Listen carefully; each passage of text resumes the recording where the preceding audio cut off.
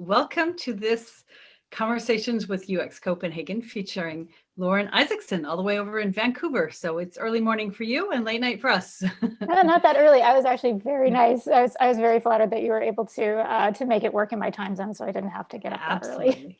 Oh, of course. Are you kidding me? There's going to be a problem next year at the conference, though, because I don't know how to do that. I have people in Singapore and people in California. So, but it works out. It worked out last year too, or this year. So first of all, before we start, this is going to be a video recording, and after we finish our little chat today, which I've been looking forward to for a very long time, I will be putting it up on our YouTube channel on UX Copenhagen, and I will also be cutting it out, just the audio out, for a podcast. So anybody who has not joined tonight will be able to watch it for free. And also I wanted to mention that we have a code of conduct at UX Copenhagen. It's on the UX Copenhagen website. And of course, UX Copenhagen is a free stage for all, and we want all opinions to be able to be heard. We will not tolerate any kind of discrimination or harassment. And, it's just a safe space for everybody. And that's the whole point of the conference, is to hear different opinions from around the world. Anyway, today we are speaking to Lauren because 1 year ago, actually exactly a year ago in October, you sent me a talk proposal for the 2020 conference. And I already had my the whole speaker list filled by then. But then, it's a very important topic that would fit in at any conference. So I suggested that we speak together this year. And so even though the topic is about commenting and about, shared resources, shared economy, and that kind of thing, we all still really need to concentrate on designing for inclusion. So why don't I pass the mic to you, Lauren, and let's hear about your experience with designing or research, right? So I'm not a designer. I am often mistaken for a designer, but I am not a designer. I am purely a researcher. I come from, I've been doing research for almost 20 years now in one form or another. I started my career in digital advertising agencies way back in the day, when that was like a new field and it was very exciting. And so I was what was known as an account planner, which meant I did research and brand strategy. And advertising wasn't really a good fit for me. I tried for a few years to really have a successful career there, but it just wasn't happening. But I really did enjoy the research aspect of it, and I wanted to focus on that. So when I left that world, moved to Canada, and it was a time for me to be able to kind of like start anew, I focused on research, and I got my first job with a company here in Vancouver. Before then, I was also like just doing jobs here and there where I could. And I was with that company for about 5 years as just a research team of one. And it wasn't even like UX related. It wasn't even digital related. I was working for a company that did, that sold heavy industrial supply. So I was a research team of one for a company that did heavy industrial supply logistics. So ball bearings, gaskets, conveyor belts. But it was a really great training ground going from the really intense and very hard-driven world of advertising, where it's like long hours and it's really hard to get what you need from that world, to this where it was like a very small team that was incredibly smart, very supportive of education and professional development. And so it was a great place for me to be, where it was a quieter environment. It was a place for me I was able to learn and get that support to learn. And then after 5 years, I was definitely looking to leave. They needed to lay off people, and I got laid off with a very good severance package, which was amazing to me.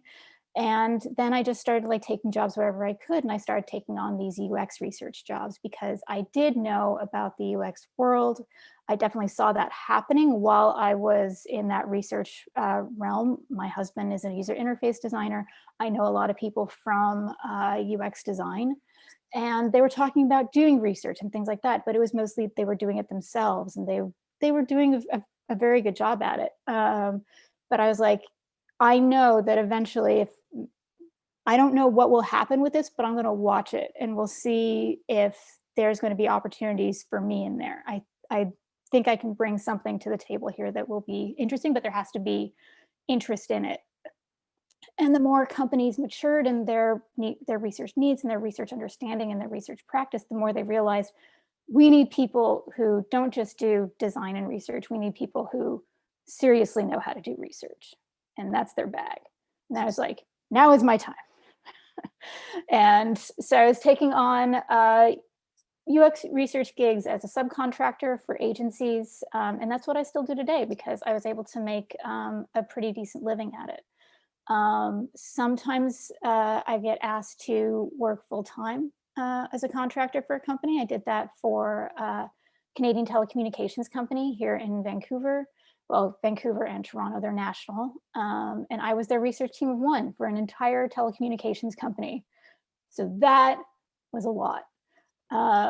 But it was a good job, and they had on staff, they had 2 accessibility experts, and I got to know one of them, and she would come to me and she's like, I've got this idea for the next round of usability testing. We're gonna do these like artificial stressors, like we're gonna have a bright light shining on them. We can do that. And I'm like sitting there just like, that is a wonderful idea. I think that is amazing.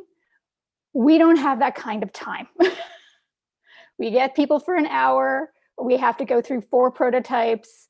As much as I would love to like run them through it one way and run them through it in a stressful way, I can't do it. But I'm just like, it just stuck with me, because I'm just like, it's a telecommunications company. Telecommunications companies should be accessible to everyone. It is a utility, but we are not ensuring that in any way other than through these accessibility experts.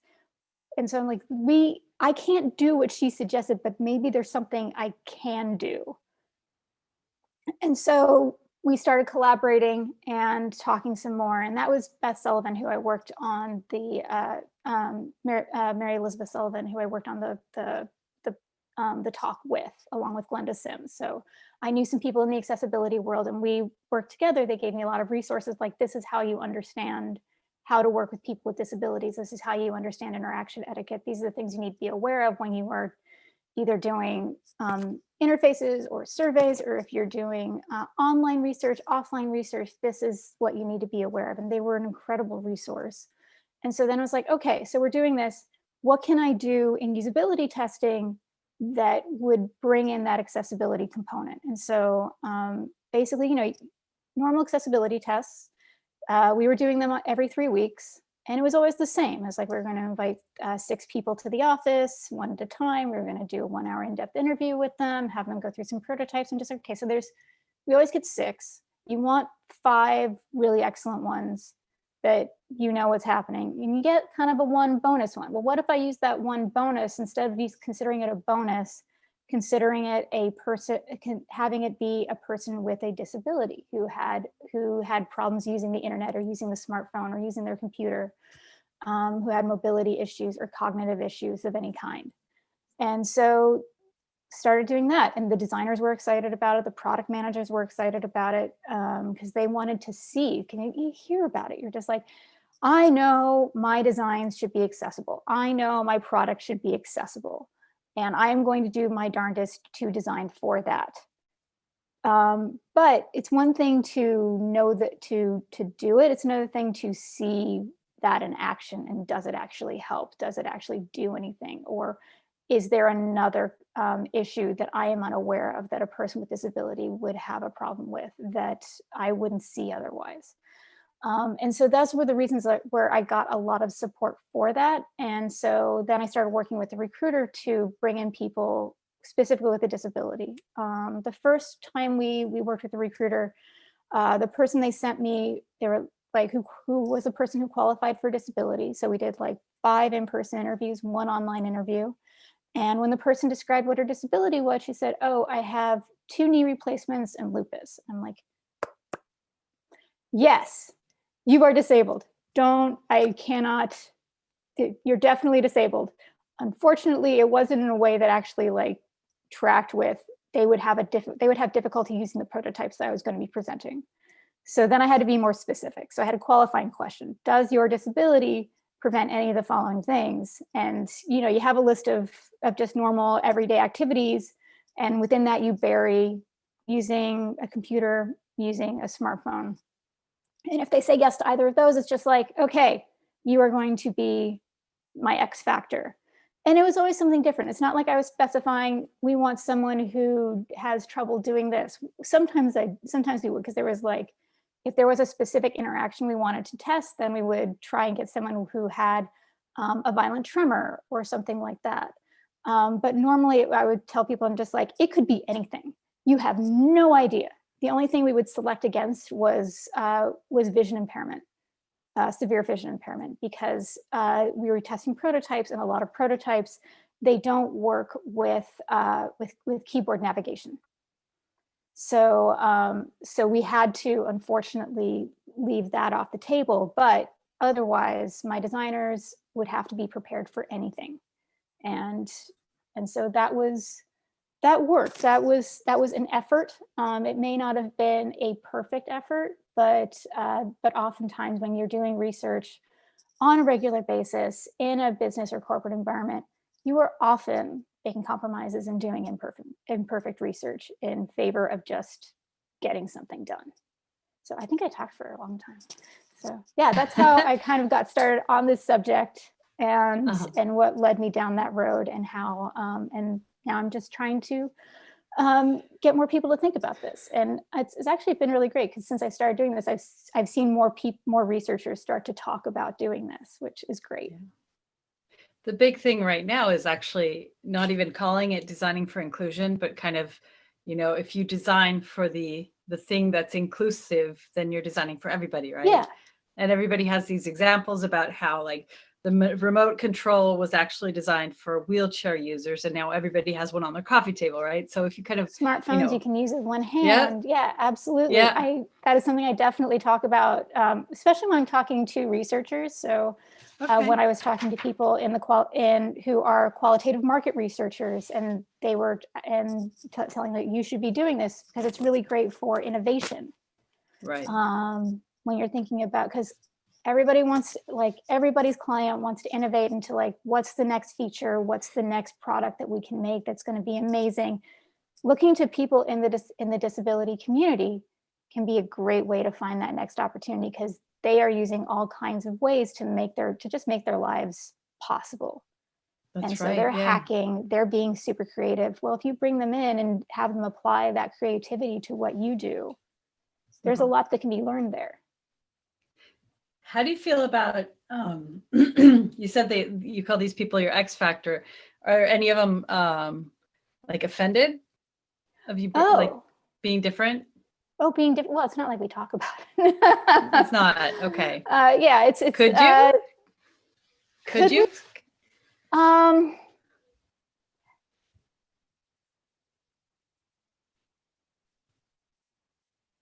You could. It's very sensitive, because that's something that I do talk about in the talk. Is we have them test a prototype. There could be like identified just like, so I just want to thank you for being here. I know it's really difficult. It's harder than it would be for someone else, and I want to thank you, because hopefully what we learned from you will help a lot of other people, which is the same reason why you would have any other person there too. Their input could help a lot of people. Whether or not, and so identifying them, and when I say, when we talk, so it's very awkward, as you can tell. It's a very awkward subject, because we do not have really good language of how to talk about disability with someone who is disabled directly.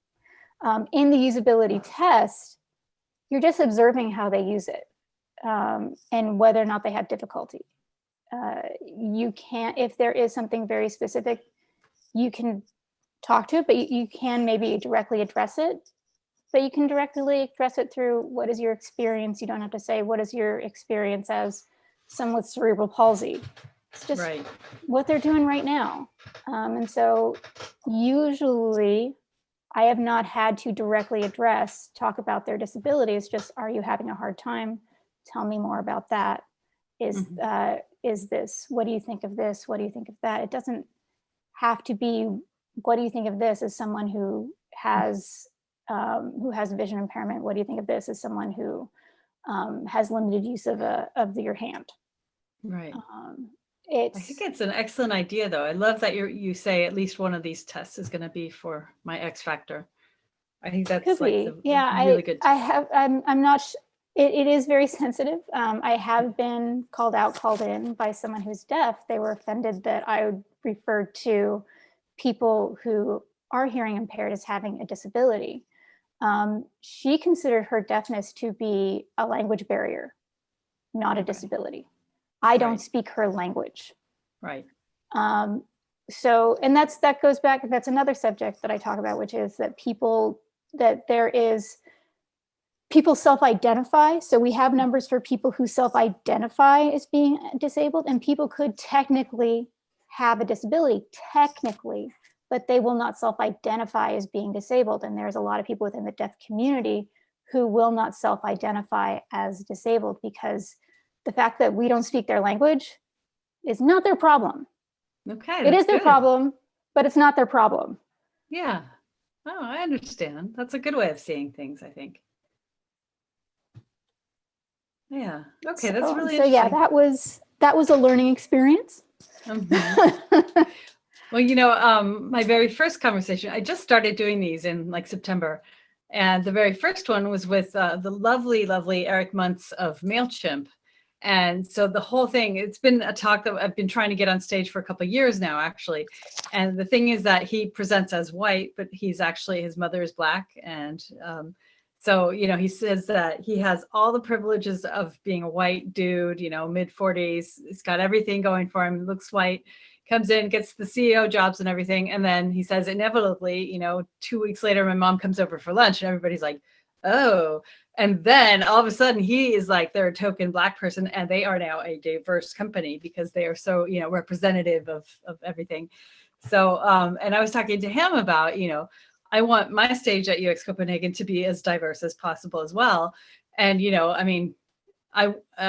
we kind of had the awkward conversation about how do you, ask somebody, I don't know. Do you know what I'm saying? Is that, I want, different people from all over the world to be on my stage. And I don't want them to feel like they are my token, Asian person or my token Black person or whatever. And so we were talking about how to like circumvent that. And I guess that, I think what he ended up saying was like, if you focus on hiring, or he was relating it back to his work, but if you focus on making your team as diverse as possible, then you will just have, inclusion and diversity right there. Yeah, absolutely. Yeah. I think the more we get, it starts out as tokenism, but if you do it right, it just is. Yep. And I'm that's working the on a whole point. diversity and inclusion panel right now. And yeah, I invited people to speak on the panel because they represented certain races and ethnicities, or races, ethnicities, underrepresented Genders. communities, and specifically because of that. And then, but then you also have to think about everybody else. I was going to facilitate breakout groups afterwards. And then it was pointed out, just like, you're white and this is about diversity and inclusion. I'm like, oh yeah, sorry, I got excited. And so then I like reached out to a friend of mine who's South Asian. I was just like, would you be interested in doing this? And yeah, it starts out as tokenism, but if the more you do it, it becomes less and less that. Right. It's one thing. It's tokenism if you just stop at one person. It's not tokenism if you keep doing more and more. Right. I also have this principle of always making sure that I have at least 50% women on stage. And, I keep saying that until it's the default, that's just what I'm going to keep doing. And that's basically what you're saying too, right? So it starts out as being something that you have to focus on because it's an issue right now. And then, hopefully someday it'll just be the norm. Yeah. That's excellent. You said that you moved to Vancouver. Where were you from before that? I'm originally from Los Angeles. Okay. And yeah, I moved to Canada in 2008, 2009. Okay. the economy, the bottom had dropped out of the economy. The original plan was him to come to the States, and he had like sold half his furniture and he was ready to go. And I had the bottom dropped out of the economy. It was advertising. So it's very economically sensitive. And I'm a researcher, very economically sensitive. I wasn't doing so hot, and the clock was ticking because we had a wedding on the books. He had to come down to immigrate. He had to come through the immigration process, and it was supposed to be like, surprise, we're getting married. We had no idea this was going to happen. And that was becoming less and less plausible. And I also needed a job to show that I could support him and things like that. And so it was just like, this is stressful. I don't know how to do this. Why don't I just come up to Canada because you're doing fine up there? And he's looking at a apartment with like only half the furniture. And he's just like, okay. So moved to Canada, turned out to be an incredible decision. Yeah. Didn't know it at the time. Best decision I could have ever made. Yes. And especially these days, if I may add. I lived in California as well. I'm actually American and my parents are Danish. So they were actually living in Arizona when I was born. And then we moved around a lot, but I lived in San Jose for several years. Okay. So fellow Californian. It's nice to have a second passport. It's really great for me. Most of my clients are from the United States, so it's great for me to be able to say, yeah, if you need me to do work in the United States, that is not a problem. That's great for now. Right. Enough said, right? Yeah. Oh. Tell me about your company then. How long have you had Curio Research? Curio Research is just me. So me as an incorporation. I've been doing research. So officially, I was incorporated back in 2016. So after the layoff, I was doing freelance work. One of my freelance clients was just like, if you're going to do this contract, we need you to be incorporated. And it was just like, okay. So, I did. So I incorporated, and I've been doing. I was just freelancing and taking up jobs because I was research as a career. It is economically unstable. B, it is usually a head office function, especially market research. It is a head office function. Vancouver as a secondary market doesn't have a whole lot of head offices. Okay. So there weren't a lot of opportunities. So I was just taking whatever I could get. And then it got to the point where I was getting enough work as a freelancer that I didn't have to worry about getting a full-time job. And I was just like, well, this is new. That's great. I like this. I will keep doing this. Right. So full-time freelancer, and I love it. It's a great life. You can make it work. If you can withstand the ups and downs, it's a really great life to have. I love the variety of the work I do. Yeah. Even when you're just doing a bunch of usability tests for a bunch of different agencies or clients, you get a lot of variety. So you're not working on the same thing all the time. You're always dealing with a new situation, new people, new constraints, and that can be a lot of fun. Yeah. And I mean, the work that was March when everything locked down. That was 6 months for me without any work. That was really rough, but I got through it. And, thanks to government support and the fact that I had savings saved up for just such an occasion, which is what I recommend everybody does, is to have a cushion, because you don't know what's going to happen. And so I was able to get through it. Now I'm working again, and we'll see what the next 6 months are going to be like. It should be quite interesting. Yeah. That's great to hear, though. How do you get your customers? Do you know? That was an interesting thing. So when I got laid off the last time, I was sitting down with the VP of HR, and he was like, you know what, I could see you consulting.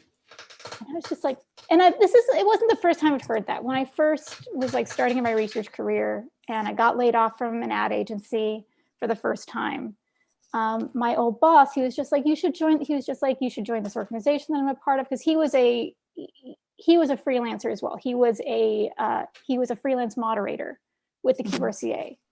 And back then you could only be a member of the QRCA if you were a consultant. You couldn't be full-time. You couldn't be full-time at an agency. You couldn't be client side. you had to be a freelancer or with a research agency specifically. And he said, he was just like, do this, start like reaching out your contacts, getting newsletters, building a business that way. And I'm just like, this sounds ridiculous. I don't know how you do this. And same thing when I was sitting down with VP page, and I'm just like, how does one consult? How does one do that? Do you go to like the consultant store and you just pick up a couple clients at the cash register and then you walk your way out and you're on your way to a great career? How on earth does this work? That'd be nice. That would be great. Yeah. Like, just seems ridiculous. I'm like, how does one just consult? And so because I was in that thing where I'm just like, I need to just find work. Basically, it was just going on LinkedIn and seeing who was looking for any kind of research work, full-time, part-time, agency, freelance, whatever. And then I just started getting on these lists for these research agencies. Like when they need someone to do a research project or they need to build capacity, they have a list of people that they can reach out to who know how to do the work. Mm-hmm. And I got on enough of those lists that suddenly I didn't need a job. That's excellent. And that was like, this is awesome. So I just keep trying to get on more of those lists. I do occasionally apply for full-time research contract gigs, but always as a contractor. And I try not to do anything more than 6 months. If it gets me like a lot of people, they want you for a year. And for me, that's too long. You get into a grind and I want to be free. Yes. But yeah, and so I don't do a lot of full-time contract gigs, just because of that. I try to have a 6 months limit. Usually they're just like, oh, well, this could go on for longer, or, we want you for a year and maybe it'll be turned into a full-time. And I'm like, ain't no maybes. I don't do maybes. Really? And B, I'm just like, I really don't want to do anything longer than 6 months. And I don't want to be full-time anywhere. And that's not something they're just like, oh, well, that's interesting. Yeah, probably not going to want you for this job. Oh, you're strong though. That's really cool. I think that's great. I could learn from that.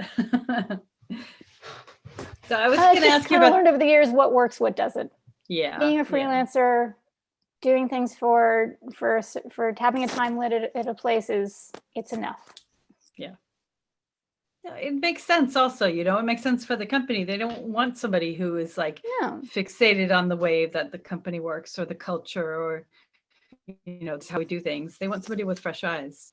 Oh yeah. I mean, that's a lot of the point of hiring outside researchers to do work, to do in-house projects, to do what would otherwise be in-house projects, is getting fresh eyes on something, having people with pure objectivity. To get on the project, rather than someone who knows like all of the political things at stake. You still, they're your client, and you still need to be aware of that and protect them as much as possible. But you are able to deliver the bad news and walk away. Yeah, it's great, isn't it? Oh, it's the best. I have been the person who's had to deliver the bad news and stay, and that is not a good position to be in. Right.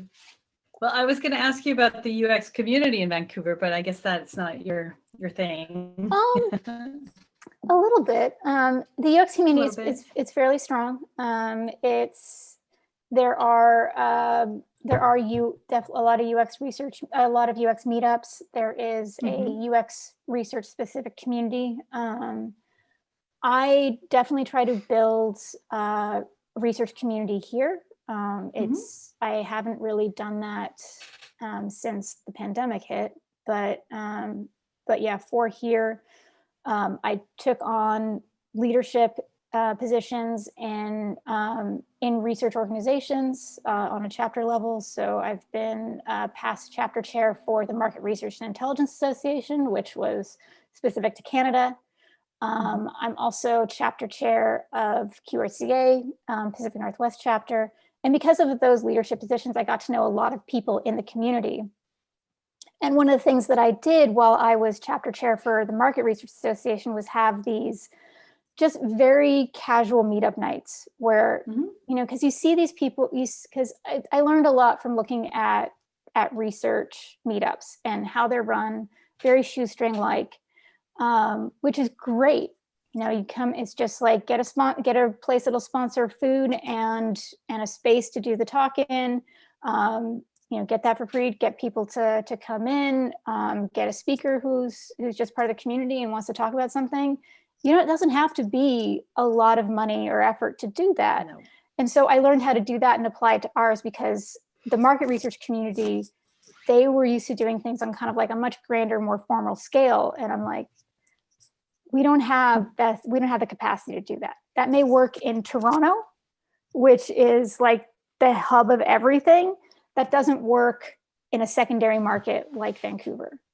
And so we would do things on a much more casual level. But even those where you get a speaker and you get a room and you try and like find all that, even those were a lot of effort to coordinate.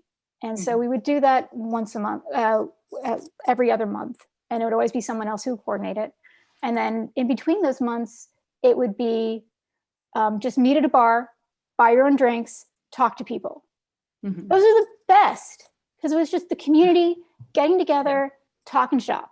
And it required zero effort. Wouldn't even need to make a reservation. It was just like, show up at a bar, we have a table, come find us, and buy your own drinks. Right. That was all that it took. And those were perfect. And so when the Market Research Association bankrupted and imploded, and was no longer, and that wasn't an option anymore, I started doing those just on my own. And so I started the Vancouver Research Professionals Meetup, which was always every other month, meet at a bar, buy your own drinks. No money, no effort. The only thing it cost me is like $200 a year for the meetup account. That's it. And totally worth it. Yeah. I do the same. I was actually the first person in Denmark to start a UX meetup, and I did it in Copenhagen, even though that might be, you know, like the center of design for Denmark. I don't know, maybe not.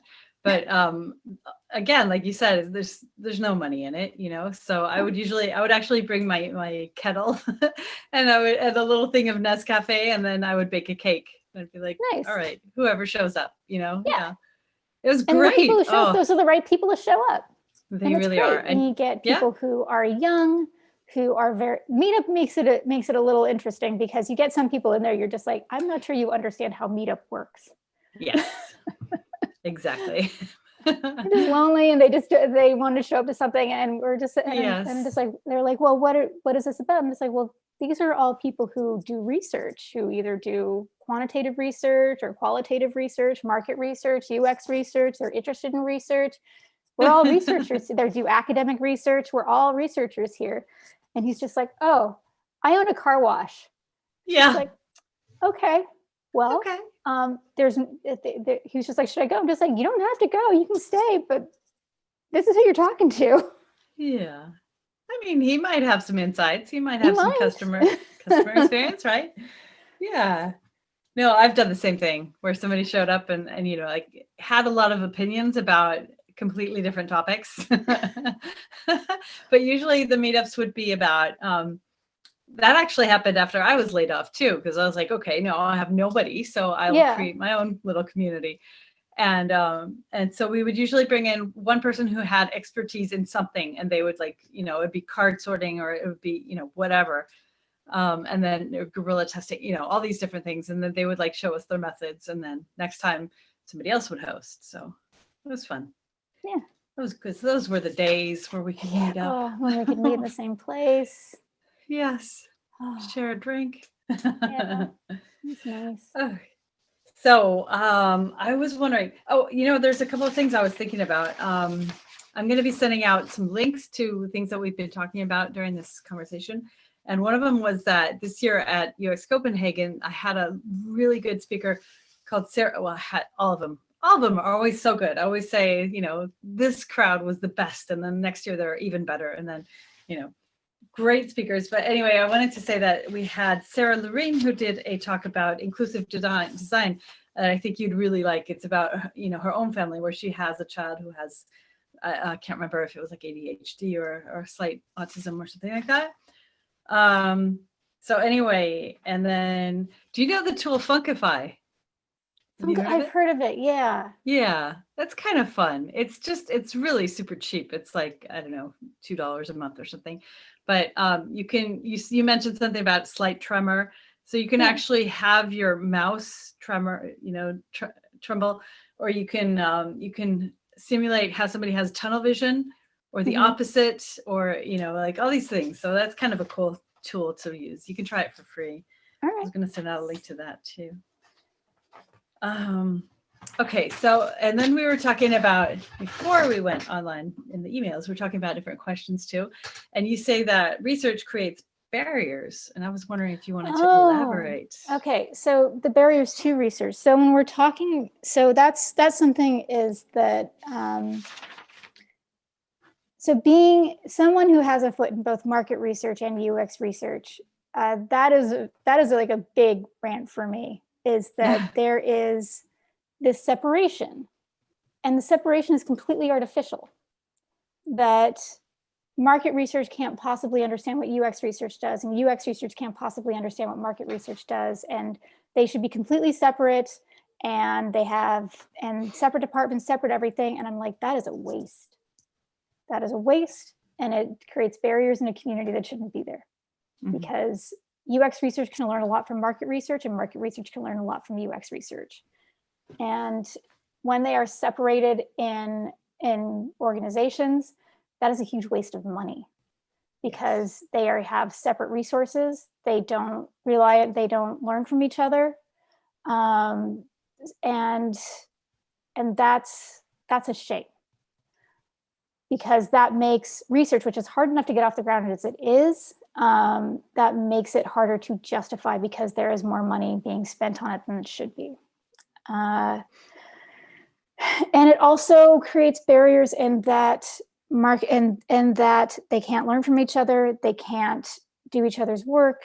They don't talk to each other, because there is this mistrust, which I don't like, and I don't think needs to be there. I prefer just calling it, there are people who do qualitative research really well, and there are people who do quantitative research really well. There are people who do mixed methods. I believe that is more encompassing of what we do. And when people ask me about the difference between UX research and market research, I'm just like, there is no difference at all. It's just a difference in what kind of objectives you are trying to meet.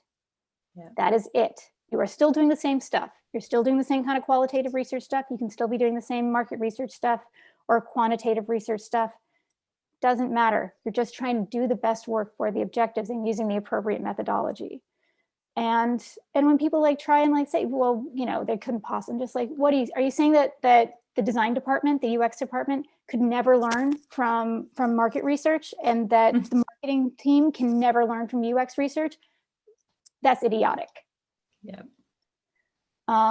So yeah, you see companies that take this more holistic approach. The more mature they get in their research practice, there is starting to be more consolidation. I do believe, and I think that we can learn from UX research, and that researchers can be embedded in teams and more proactive and able to see down the road and able to see where the learnings need to come from and what needs to cover and how they need to get there, rather than it being more of a pull function, which it is. Market research is a pull function where the departments will come to the research team and go, this is what we need by X amount of time.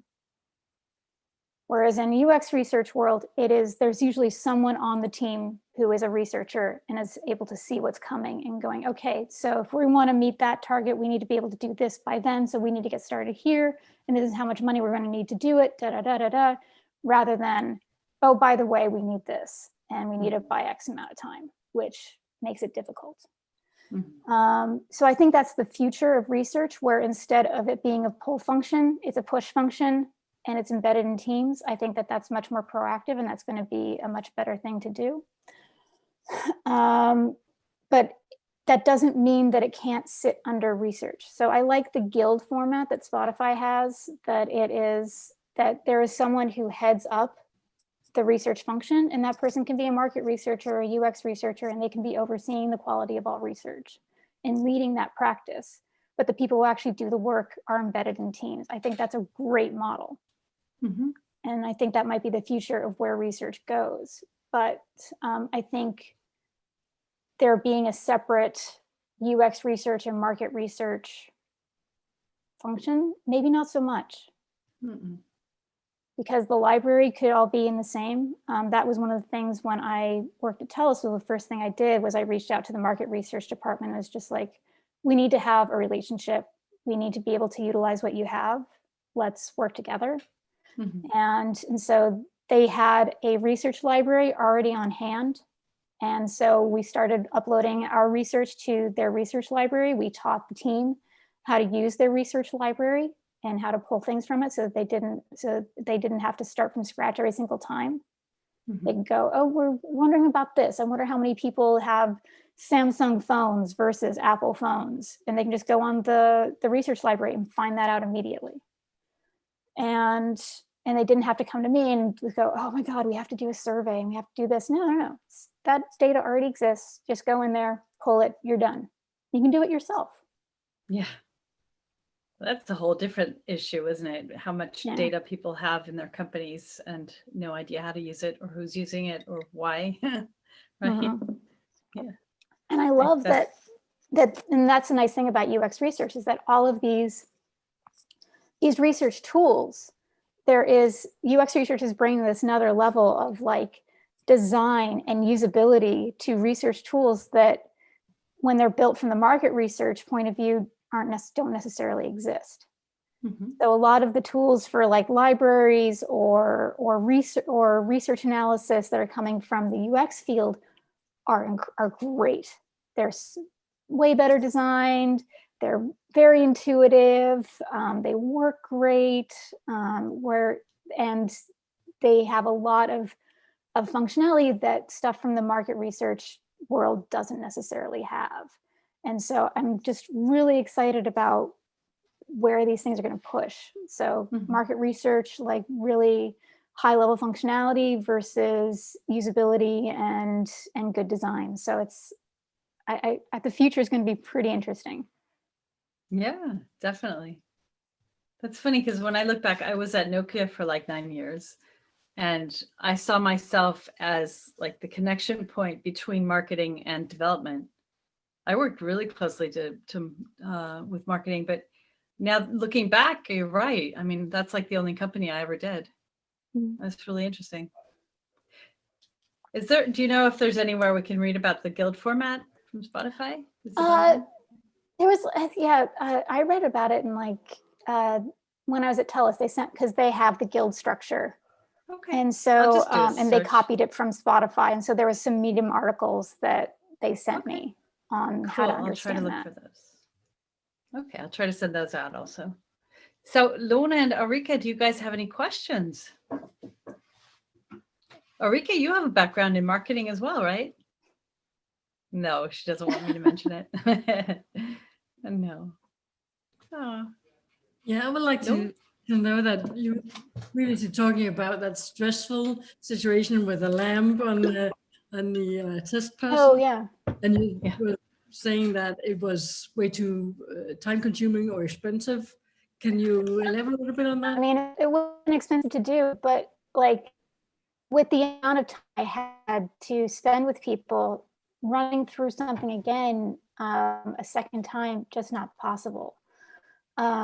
So yeah, what she was suggesting wasn't necessarily expensive. It's just that with the way things were, the expectations that I had and with the way things were done, I didn't know how to fit it in. But they wanted you to do the same test how to make twice? It happen. Huh? They wanted you to do the same test twice? So like one time was a normal one and then the second one was... Because if I just did it with one, that would be just one data point. And I also wouldn't be getting the minimum amount of data points just on the basic usability of the product. And so I didn't know how to balance that. I needed to get the minimum number of data points on the product by itself. And then also, and then bring this on top of that and then get another like minimum usability on the product as well. I mean, that also kind of speaks to the fact that I'm only bringing in one person with a disability. Why not 6 people with a disability? Yes, totally. I wish I had that kind of budget and time to be able to do that and manpower, but it was just me. Mhm. And when it's just you can't do it all. No. Well, from a UX designer's point of view, I think it's very interesting to stress the user while testing, because that's the closest you can get to the real use of the product afterwards, even if it's in a room, a conference room, or something to stress them, or live on set where they're working. I've done a lot of enterprise solutions, so but I don't have any experience with that either. But I think it's very interesting, and I would love to do that, to see even the difference. Yeah, absolutely. And I'd just want to see it normalized. I'd like to see, like, when we are talking with recruiters, when we are trying to recruit, that we recruit specifically for diversity, whether that be economic diversity. We're looking for racial diversity. We're looking for ability diversity. Mhm.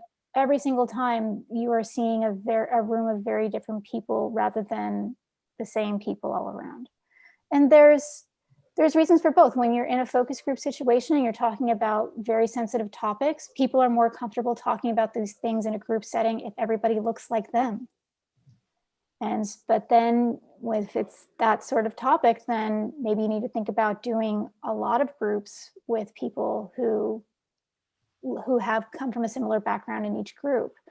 When you're not talking about sensitive subjects or you're doing in-depth interviews, I think being able to do quotas, which is the nice thing about working with human recruiters, is you can say, I want every person in that room every person who I talk to be different in some way.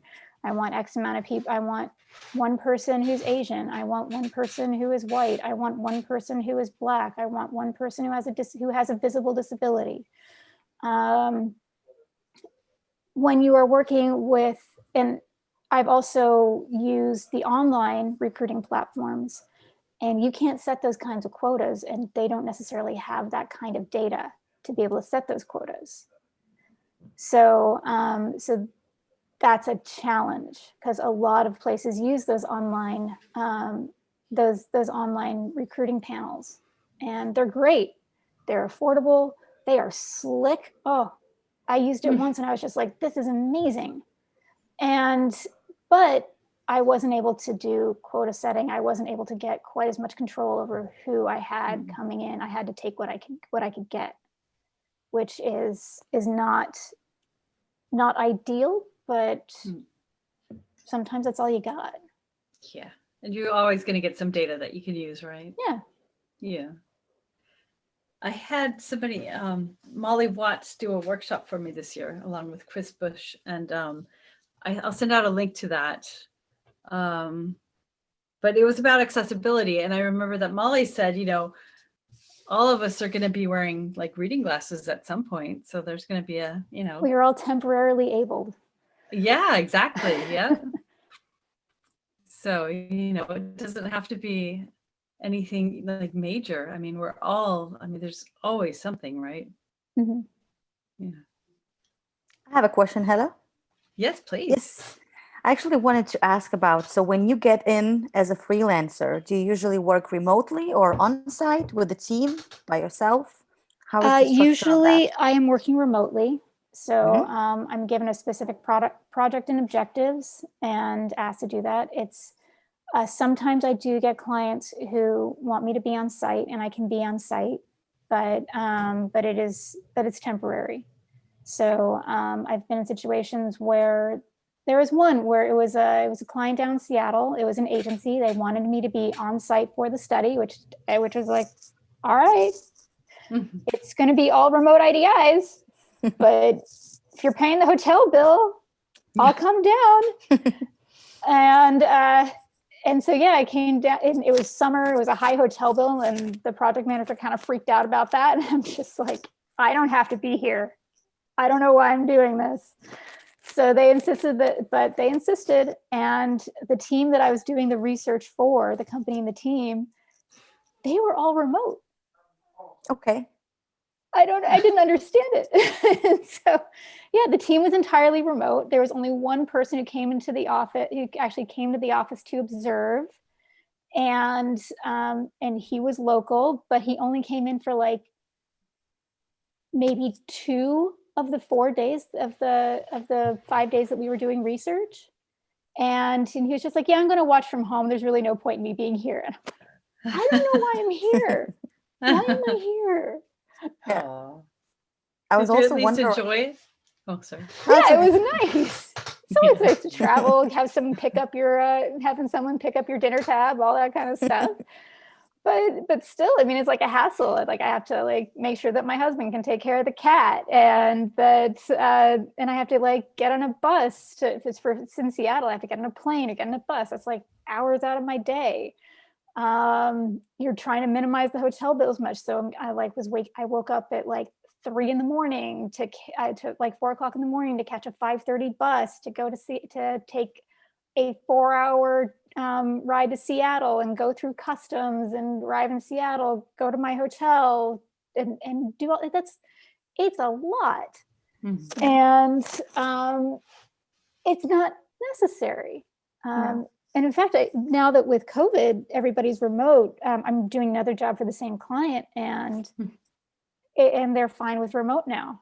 And so I'm doing work for them, and it's all remote, and it's totally fine. I'm interfacing with the client. I'm doing everything, and yeah, it's fine. I actually prefer it. There's a lot of times when I am asked to do that, it's like the first question is like, why? Why do you want to spend the extra money for me to do this on site? I don't understand. For especially for remote IDIs, if it's IDIs, it's just like you get more diversity because you can source people from all over. Even if it's a focus group, you can do an online focus group and you can get people from all over the place to participate. When you're doing IDIs, same thing. You can have a much wider range of people. When all these companies, they build these very sophisticated research labs and they do things on site in the office. And that's great if you are testing like very things with a high level of secrecy to them. I tell people, I'm just like, if you're doing testing online, if you are testing prototypes online, there is no such thing as a secret. You can have them sign an NDA, but NDAs are super hard to enforce. And if you have to find yourself in a position to enforce them, it's a little too late. Mhm. So you still make people sign the NDA, but you have to accept the fact that that doesn't mean that it's actually going to be a secret. You have no control over what happens afterwards. So yeah, if you're testing things at a high level of secrecy, yes, on site, understood, totally understand why that should be. But if it's not, why aren't you doing it remotely? Why are you only relying on if it's Chicago and you have a product that serves everyone in North America, but you're only talking to people in Chicago? That's very limiting. So why are you limiting yourself to only the local area? And you're also limiting yourself to people who can come in and during the day. So this is a very specific thing. Market research usually happens in the evening, focus groups and things like that after work or in the late afternoon. So it's because there's a very limited number of people that can take a break and come to your office and spend an hour with you. And there's a much broader amount of people that can either sit at their computer at any given time and talk to you, or come to a focus group facility in the evening and talk to you. So there's self-selection bias when you're only doing things on site and you're only doing things during regular work hours that I'm not sure has been really dealt with.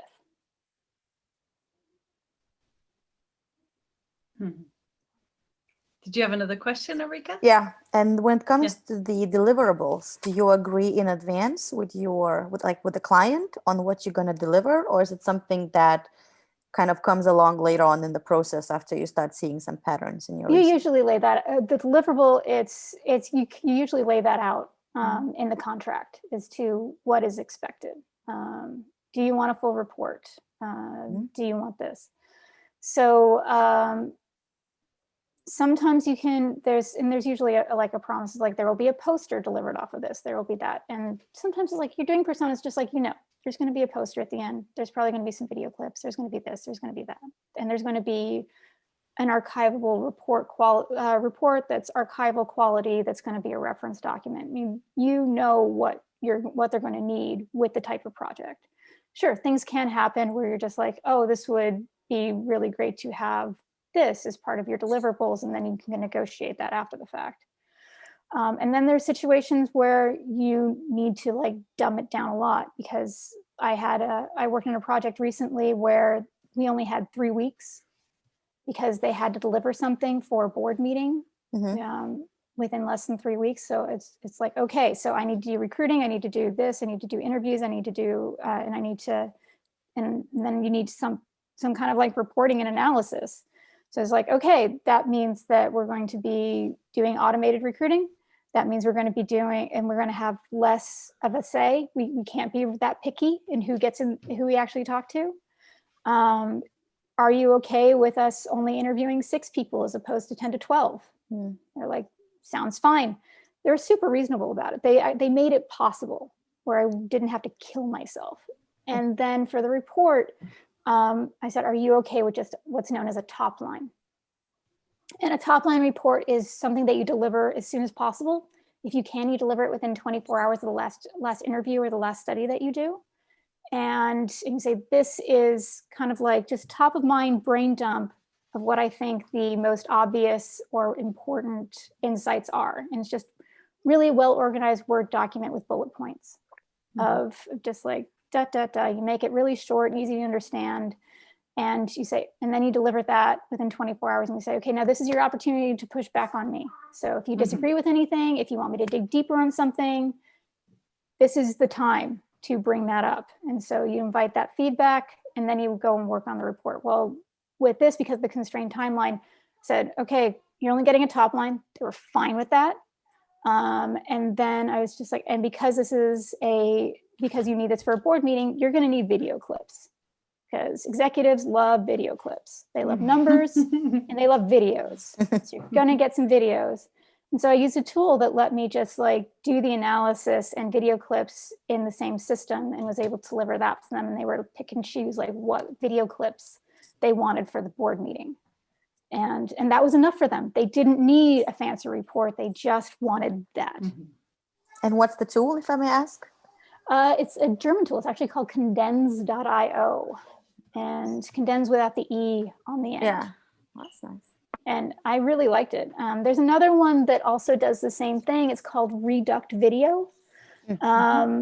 So those are 2 options, but I like using Condense because they just have, they have upfront pricing. So they're just like, for a project, it's going to be this much. I'm just like, great, that's what I need. I just need it for this project. Whereas there's a lot of like Reduct and a lot of other more traditional services out there. You have to call them to find out how much it is for a project, which is just like, no way. Just tell me how much. It's not Yeah, or 1990s show me- anymore. Who calls anybody anymore? No, oh. Yeah. No, what I've seen normally is that, it's like, okay, you can have a subscription. You have to do a subscription, and they'll usually, I do not do like, that. You don't? Nope. There are very few things that I will do subscription-based pricing on. And that's, it's usually business related or things that I use a lot. So like the Noun project I use a lot. So I have a subscription to that. What is that? My accounting software, I have a subscription for that because that's something that I use all the time. But for research, like I see these people who like commit to these subscriptions and I'm like, what are you doing? Why? You don't know what's going to happen here. You're going to be on the hook for that. So I prefer project-based pricing, and I just itemize that. It's like, this is how much my time is going to cost. This is how much each tool, this is how much it is going to be for recruiting. This is how much it's going to be for the research tool. This is how much it's going to be for the analysis tool. And just kind of like lay that out. And so yeah, I have the client pay for the tool for the research. That's smart. We're going over time now. I knew it. I knew this hour would fly by so quickly. Yeah, not everybody does that. Like a lot of the more traditional, there's a lot, market research tools will often give you project-based pricing. UX tools, because they expect it to be in-house and they expect it to be ongoing, they usually don't have project-based pricing, which I find, which makes me kind of like stay away from them. Okay, Lauren, I can't steal any more of your time now. It's past 7 p.m. here. Okay. So, but it's been so lovely to speak to you, and so many great tips and tools and everything. I've tried to write some of it down. I'll send out an email to those of us who are present today, and everybody else will just have to, rewind the tape. There you go. Try to watch it over again. Anyway, thank you so much for your time. It's been really lovely to meet you, and I really hope we meet in Copenhagen sometime soon. I hope so too. I would love to come to Copenhagen. Yeah. So, my husband's he's been for the McKellar Beer Festival, and he had a wonderful time. That's not a bad festival to come to. But you know what, we should talk further. We should continue talking about if you want to do an online speech for 2021, or if you want to wait till, Copenhagen opens up again. We'll see. Okay. Yeah. So let's continue the talk some other time. And anyway, thanks for everything. And thank you, Luna and Ulrika, for being here. It was very VIP conversation. It was very intimate. Awesome. It was great. So thank you, everybody.